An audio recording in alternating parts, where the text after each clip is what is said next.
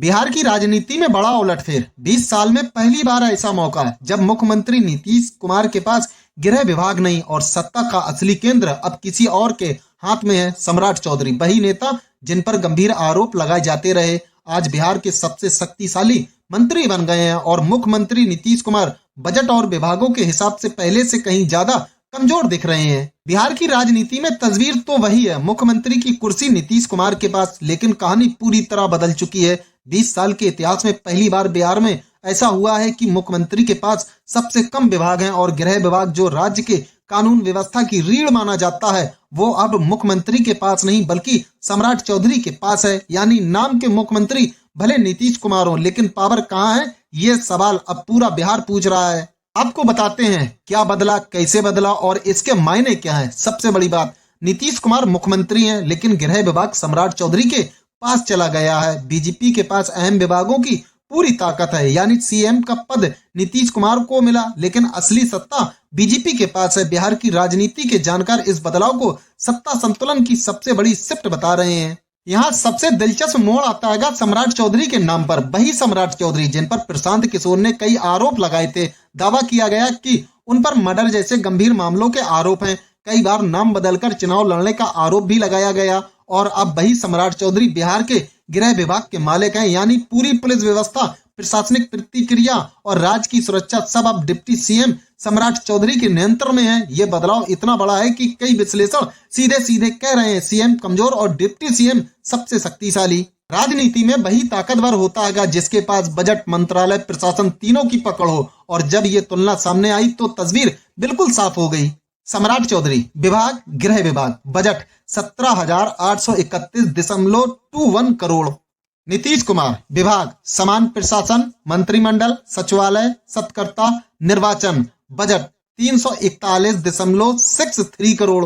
विजय सिन्हा विभाग, भूमि, राजस्व, खनन एवं भूतत्व, लगभग बजट 2033.45 करोड़। इस तुलना से साफ दिखता है सबसे बड़ा बजट सम्राट चौधरी के पास है, सबसे छोटा बजट मुख्यमंत्री के पास। यानी मुख्यमंत्री के पास कुर्सी है लेकिन कैबिनेट के भीतर उनकी ताकत काफी सीमित दिखती है।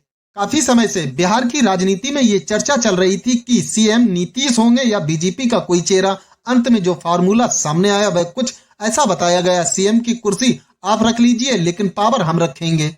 कहा गया कि बीजेपी के पास नीतीश कुमार के बराबर कद का नेता नहीं था, इसलिए मुख्यमंत्री पद जेडीयू को दे दिया गया लेकिन महत्वपूर्ण विभाग और बड़ा बजट बीजेपी ने अपने पास रख लिया। मतलब चेहरा जेडीयू का, पावर बीजेपी की। बीजेपी ने कैबिनेट में 14 मंत्री बनाए हैं, जेडीयू के सिर्फ 8 मंत्री शामिल है। सीटों की संख्या में फर्क केवल 4 सीट का है लेकिन पावर का अंतर कई गुना बड़ा है। बीजेपी के पास जिन अहम विभागों की कमान है, गृह विभाग, स्वास्थ्य, उद्योग, खनन, पर्यटन, कृषि, पशुपालन, आपदा प्रबंधन, पिछड़ा वर्ग कल्याण, यानी राज्य की लगभग हर रणनीति, प्रशासनिक और आर्थिक दिशा बीजेपी नियंत्रण कर रही है। जेडीयू के पास भी कुछ महत्वपूर्ण विभाग हैं लेकिन उनकी कुल संख्या और बजट सीमित है। मुख्य विभाग जिन्हें जेडीयू संभाल रहा है, वित्त बृजेंद्र प्रसाद यादव, जल संसाधन, सांसदीय कार्य, सूचना और जनसंपर्क, भवन निर्माण विजय कुमार चौधरी, अल्पसंख्यक कल्याण जमा खान, खाद्य एवं उपभोक्ता संरक्षण ले सिंह।